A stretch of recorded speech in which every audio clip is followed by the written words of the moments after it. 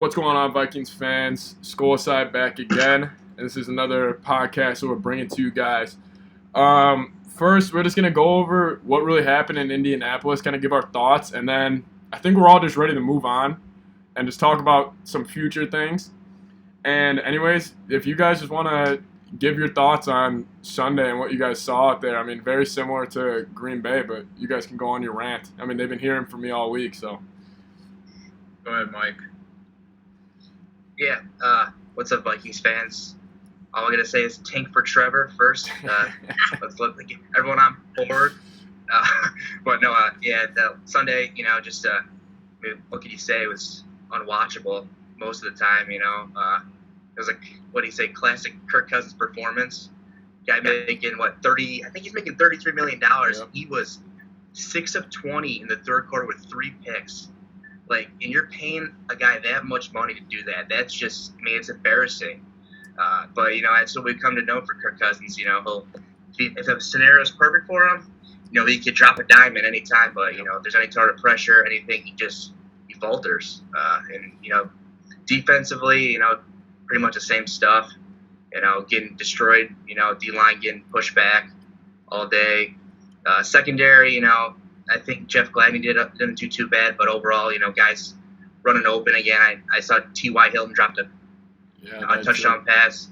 That was an easy pitch and catch, just dropped it, got lucky there. But overall, just bad, and they're not doing anything good right now. It's just kind of sad. So that's all I got. Through 2 weeks, from what I've seen, watching other teams, the Vikings are the worst team in the NFL through 2 weeks. Just through their 2 performances. The Jacksonville Jaguars, who might have, I know their quarterback's Gardner Minshew and a couple other guys on the roster. I know they got that nice DN from Kentucky, I think. Yeah, Josh Allen. That's about it. Yeah. They have been more competitive, and they've actually won the game. They actually beat the Colts, the team that the Vikings were down 28-3 to in the fourth quarter.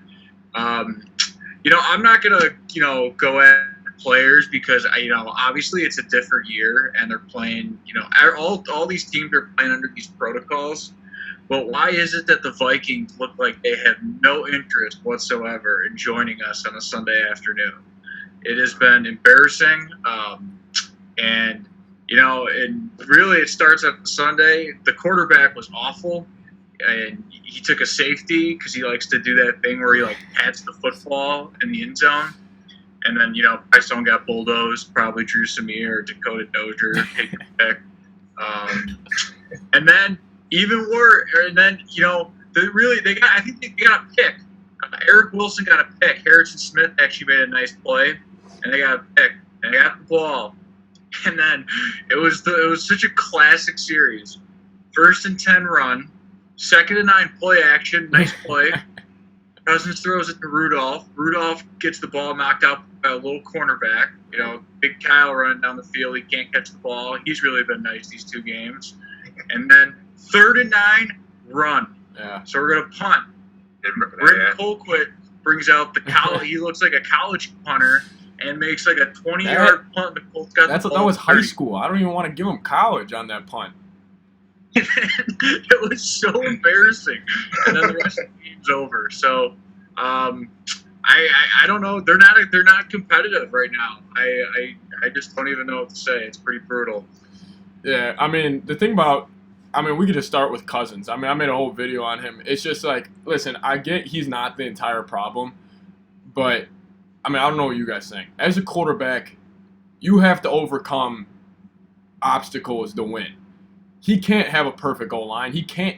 Listen, he's got 2 running backs, 2 receivers, and a pretty shitty offensive line. But he's got to be able to overcome something. And that's what Vikings. That's at least me. I get so frustrated with this team is because I feel like they need everything perfect to produce.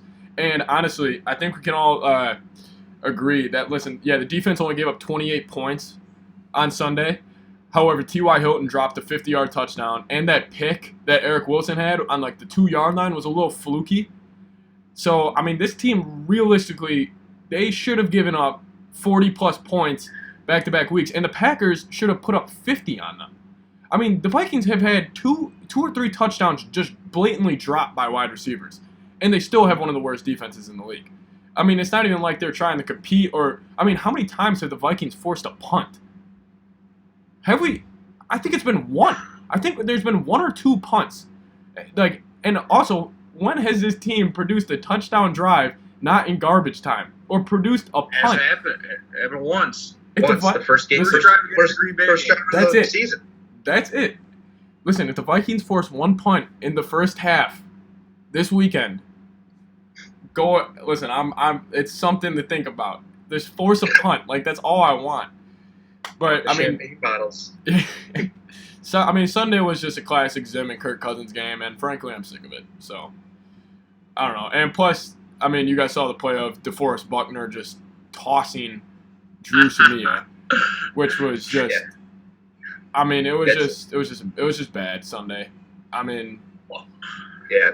I don't know. I want to That's ask you another guys, thing. like, like the body language. That was the thing that kind of pissed me off more than anything. Like, you could talk X's and O's, but like, listen, if your head coach and quarterback can't get your guys ready to play on Sunday, it just seemed like they came in there like, all right, we're gonna lose, let's get out. I mean, what did you guys see from just like the overall body language, not even X's and O's?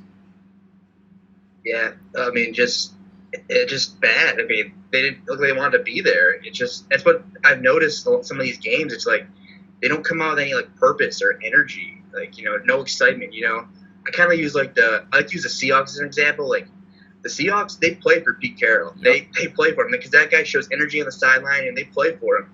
But there's just no enthusiasm in Zimmer. He's never been that type of guy. But I think the message I think it's stale, and I don't think they really want to play for him, and I don't think they believe in Kirk Cousins for sure. I mean, if you see a guy with those numbers in the third quarter, like, I really want to play for this guy. Like, I mean, I don't think they believe in him, and yeah, just body language is poor, and they come on, they're always coming out flat, and the Colts did like a 10-minute drive in the first quarter. Like, it happens all the time under Zimmer. It's frustrating. And it's the same thing, Yeah, the body language is awful. Yeah, when Cousins talked to the media after the game, pulled the old Leslie Frazier line, I got to go watch the tape. I mean, what? Yeah, What tape? I mean, like, just take responsibility for that awfulness. I mean, it was bad. It's like I just don't understand it. Like I said again, I know it can't be easy, especially going on the road, with all these protocols in place. They probably got to, what it's like to ride on the plane. Then they got to be locked in their hotel. But again, it is one night. And it's not like it's also Indianapolis. You're still Yeah. It's not like you're going to Seattle. Yeah, exactly. Like, it's not like I understand there are tough protocols in place, but again, why are the Vikings the only team, maybe besides the Jets, who are just bad, that haven't even there's been no competitiveness to their games. Like, it just doesn't make sense. And I know there are I've gone on Twitter this week and seen some Vikings reporters with Vikings fans talk about look, they have some talent deficiencies, especially in their interior of their defensive line and offensive line, but still, I mean, I watched Seattle's defense on Sunday night. They didn't play that well, but They have two players on defense. Yeah, and they still find ways to make plays. Now they gave up 30 points, no doubt, but they still find ways to make plays. And they have Russell Wilson, which also makes a big difference. But they find ways to win. Every team has some talent deficiencies. No one has a perfect roster, but it's just it's pretty disheartening to see them come out like that, and it's just why would we, I give credit to the fans who are being positive after these past two games. I don't know how you can be, because it is embarrassing, and I don't see any positivity. Yeah. Well, listen, the only something that kind of broke today that was with Thielen, I don't know if you guys saw, he pretty much said, the quote was, are you going to own up or are you going to sulk about the 0-2 start? And listen, we'll see this Sunday, but right now, I just think words are words. And it's just a lot of talk with the Vikings. It's not really owning up and doing it. But anyways, first 10 minutes talked about the Colts. Let's move on to Sunday. We got Derrick Henry coming to town. Mike Vrabel. Pretty much like the Titans do everything the Vikings want to do, but 1,000 times better. They play hard for the coach. They run the ball, play action. They all believe in their quarterback. I mean, Tannehill, since he took over last year as a starter, has 28 touchdowns, 5 picks. And no, I mean, listen, and that's Ryan Tannehill. They have their identity. The thing about the Titans that I love, and just like I wish I was a fan of them, they know what they do well, and they don't really care what you do, but they're going to do what they do, and they're going to hand the ball to Derrick Henry 30 times probably on Sunday, and I expect him to run all over us. I mean, what do you guys think that's going to happen on Sunday? Well, Vegas put the line at 2. So Vegas thinks this is going to be a competitive game, but I just don't see how that's possible unless it's like 9-6. Yeah. I mean, right now, if I was a betting person, I'd hammer the Titans right now at -2 for big time. But I mean, I think it's a bad combo. The Titans have a big offensive line, Vikings D lines, in shambles. Their depth is not good. It's proven right now their depth's not good. The guys are playing their backups, and it's not good. So yeah, Derrick Henry. They're going to pound the ball to Henry all day. Yeah, I mean, I'm pretty worried, and Tannehill. He's been good. I'm not really looking to. I'm not too positive about Sunday for sure. But we'll see. I don't know. Maybe Zimmer has a speech in him to get the boys fired up. But I'm not holding my hope out for that. There is no speech on Sunday from Mike Zimmer. But I know what Zimmer's going to do on Sunday. And after the game against the Colts, he starts talking about he said something about not having this team doesn't have the identity of the past teams that he's coached here. Now, I kind of get what he's saying. I don't know, last time I checked, the Vikings haven't won anything with Mike Zimmer as their head coach, and their best season that they've had was extended another week because they got lucky play against the Saints because some guy fell down or did some stupid thing. But basically, for this week, I think what the Vikings are going to do, I've looked at the stats for the Titans. The Titans have given up a lot of rushing yards. I think the Vikings are going to try to take the air out of the ball, and they're going to run until, as much as possible. Yeah. I don't think it's going to work. I think they're going to lose. I wouldn't be too surprised if it was a competitive game. Most games in the NFL are, besides the Vikings the last 2 weeks. Yeah. So that's how disheartening it's been. But I mean, I can see the Titans just controlling. I mean, I just don't see how it's going to change. How many drives have we seen the Colts and the Packers just take 8 minutes off the clock, and the quarter's over, and the Vikings have had the ball once? I just don't see how that's not going to happen. Maybe Tannehill has a bad game and can't complete easy third down passes. Yeah. Other than that, I mean, the only way the Vikings really have a chance if Tannehill turns it over and he keeps turning it over. I just don't know. And last thing I'll say is if the Vikings have the ball within the 5-yard line and they kick a field goal on 4, they should go for it every time because a field goal with their field goals aren't doing anything for them this year. 3 points means nothing to them. Yeah. They should kick a field goal every time. Also, if we are go for a touchdown. Yeah. Also, if we're inside our own 5, we should just punt on first down and just get it over with and not even try to run a play because they're just incapable. The thing about the offense is just I mean, Jim, I completely agree. I guarantee you the first 10 plays are run plays. I bet you they're just going to try to just hand the ball off to Cook and Madison and just do that. But also, I don't think Mike Vrabel's an idiot, and they're a very smash-mouth football team.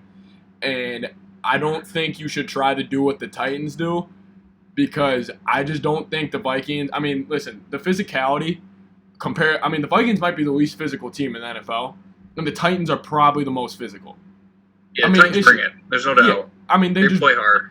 And it's because of their coach. It's because Vrabel all right, let's just say if Zimmer's better X's and O's guys than Vrabel, but if I'm a player in the NFL, I'm choosing Vrabel 100 times more than Zimmer because I would want to play for Vrabel. And plus, they have an identity we don't. So I just don't see how a win is possible.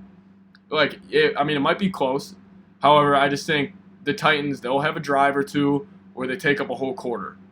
And then it's just like, and then Cousins on limited amount of snaps. He'll try to start forcing. I just think it's going to be a very similar game plan. And if we lose, Trevor Lawrence, come home. Come to Minnesota, Trevor. I'm fully, I am not fully in yet. But if we lose this game, listen, 2-14, please. I think it goes like this: is the Vikings lose this one, they're guaranteed at least a 1-4 start because they're not going to Seattle and winning unless Seattle loses half their team. Yeah, unless Russell Wilson dies or something like that. And maybe it might still not be a win. But no. I mean, the Vikings, if they're gonna get back in this thing, which I don't think any of us think they are, they got to win these next. You got to be 2-2. Yep. Like if you're not 2-2, you know, because there is that. Again, though, you know, no one's going to get excited over if the Vikings are in contention for the seventh playoff spot. That's the worst thing that could happen. That's the worst. Vikings fans, like, you know, but that is what it is. The only thing, listen, the NFL changes a lot week by week. I mean, we could be talking about like, listen, we could get the 2-2 this time next week, and then you know if we get the 2-2, all's on the table against Seattle. But then again, like. I mean, we're gonna have to win 3 in a row against 3 really tough teams, to even like get people like really, really excited again. And yeah, I don't know. I just don't want to be like sitting at like 6-7, week 14, and we're like, God, we could get a playoff spot. Like, no, I don't want that. I don't want to just be okay. Where Zimmer, or like, oh, well, Zimmer's never had like a losing season or whatever. Like, no, but he's also never like won one. Like, he's never even had a year where I really felt like even the 2017. There's just something in the back of my head. I'm like, we still have Case Keenum. Like, we don't have it. Like, I don't know. Listen, we lose. Please go 2-14. That's all I want. And fire Zimmer. 2-14, please. Yeah. Don't go 6-10 and have a 10th, 11th pick in the draft. Well, we don't want that. We've seen that before, and God, it's time for a change, in my opinion. It just got stale. It's a culture. Whole thing. You see the same thing day in and day out with this, or week in and week out with this team. Over the, you know, it's time. There gotta be some changes. Yep. You know, I mean, they're stuck in the dark age with this offense. You know, wanting to run the football. They're having 3 tight end sets. Like, oh my God. In the NFL, you have to pass the ball. You got to throw deep, and they don't. It's time for a change. It is. You guys are talking about change, yet they just signed Zimmer to a contract extension, Cousins to a contract extension, Cook to a contract extension. Guys aren't going anywhere. That's one thing. I don't know what the language is in Kirk Cousins' contract, but that's been the number one talk thing on Twitter is how do the Vikings get out of it after 2021? And I don't think they're going to be able to get out of it until after 2022. So, congratulations. It's almost like the Vikings. I mean, just ruined it for me. I thought they were going to get out of it at the end of next year. They can't. I don't think so. You'd have to. There's some really good people on Twitter who my buddy Dinosaur Mike follows. There's some good people that they talk about the Kirk Cousins contract extension, which, you know, I don't know what Kirk Cousins has done to earn a contract extension besides having a nice year last year that got you to the division round. But again, is anyone else tired of hearing that Mike Zimmer wins 60% of his games? Like, no, that's great. They win the big one. Every big game they play. That's what we're here for. Yeah. Also, comparison. I think us in Seattle. I think it's just like we are like similar, but we're so different. Like they have talent, but they also have holes. Like Seattle's offensive and defensive line is really not good. Like it's bottom 5 in every category. However, a good coach and a good quarterback, like those holes don't really seem like holes where they're just like, okay, we can overcome that. We'll do what we do well. With the Vikings, they have holes, offensive and defensive line, but that gets exposed every week because our quarterback and coach are not good at what they do well. That's the bottom line. Exactly. And don't let the coaching staff off the hook by with the injury report today. You know, Cameron Dantzler's out, Mike Hughes everybody's out in the NFL right now. Exactly. Like, every team's dealing with injuries. Like, The don't let Seahawks, these guys, the Seahawks just lost 2 starters for the year, and I bet you they're fine. Like, exactly. Like, next guy up. Like, it's the NFL. You got extra people on your practice squad. Everyone drafted talks about how 15. great Mike Zimmer is developing defensive players. Well, Who is developed? let's see it. Besides, Yeah, like, honestly, like Daniil and Eric Kendricks, who has really developed under Zimmer? Like, None of his quarterbacks. I swear to God, he's supposed to be a guru at developing quarterbacks. Isn't he a good? Like, There's wasn't been that his no thing in Dallas? improvement. Wasn't he? These guys. Besides DB? Xavier Rhodes for 2 years, and then he went off the grid. Off a cliff. Also, Anthony No. Harris. He's done after this year, I think. He had And- one good year, and One then, good like year. you said, Pat, he's pretty bad this year. So I far. mean, he looks like the undrafted player, which I hate saying. It's just, him, Adenabo. Ifeadi Adenabo is like 2 pressures. He's awful. I this know year. he's playing all the time now. Like, you thought you'd see a little bit of a dip, but these 2 pressures, like, all these dudes who we're all talking about stepping up. Irv, Olabisi.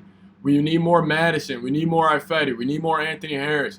Mike Hughes, he's supposed to step up this year. Even Eric Will. I know he had a pick, but Eric Wilson was terrible. I don't even know who are like D tackle. I don't even want to start with the D tackles. The D tackles are just like Mar Steffen, right? Mar Steffen. oh my Zimmer God. says he plays well. Yeah, Zimmer said he's. I see him Apparently 5 Shamar yards down the field Steffen's every like time. Aaron Donald, I don't so- know what he's looking at. Like, what film is Mike Zimmer watching? I don't even think the announcers like when they're watching the I actually don't know if they like know the Vikings D line besides Yannick Ngakoue.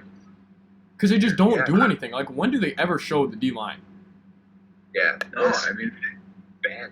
It's tough. There's no depth. The depth is bad. Depth is That's bad. concerning. Which is weird because I swear we just drafted 15 players. Maybe start playing them. I don't know. Like, we're injured. Maybe start playing these rookies you drafted. Like Ezra Cleveland. I don't know. Maybe Ezra Cleveland, please start. Ezra Cleveland. I don't know what their plan is on the offensive line. Someone asked Zimmer at his press conference if Ezra Cleveland might play this week, and he said, "We'll see. I want to see how practice goes." Oh my God. That's such a typical answer. James Lynch, he would help right Ezra now. Cleveland and Oli Udoh, the big guy they got, 6'8". they should be playing. Like, why not? James Lynch should be playing. DJ Wonham, line him up over a guard on a Who passing cares? situation. Do something.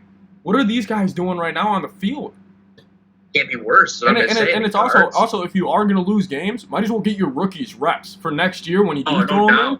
Like, when you do throw them in, if you're going to try to be good next year, like, they have experience. Like, I just don't get the whole fly. It's almost like they're tanking, but they like are tanking with like veteran or like guys who've been there. They're not going to play the rookies. Like, doing it in the wrong way. This week will be a huge tell for where this season's about to go, because if they win this week, I still won't be on board, but if they get like blown out again, I mean, it's a whole different talk, because you're in Houston, in Seattle, then everybody's just like, okay, we're done. Yeah, if they get blown out this week, it's over.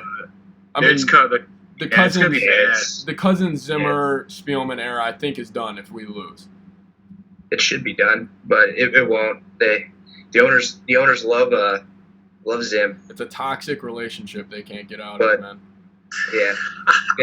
And why isn't Justin Jefferson playing more? Another reason Throw him a He's your string. first round pick, and he's barely playing. You got BC Johnson dropping passes. Dude, I that are get pitching BC. catch. Like, I get BC, but he's not a Wasn't bad. second option. He's a not. third receiver. He's a third receiver, and they'll use 2 receiver sets half the time. Let Justin Jefferson, who's your he's probably your most explosive He's probably receiver. your like second Look most at it. talented player on offense besides Dalvin Cook.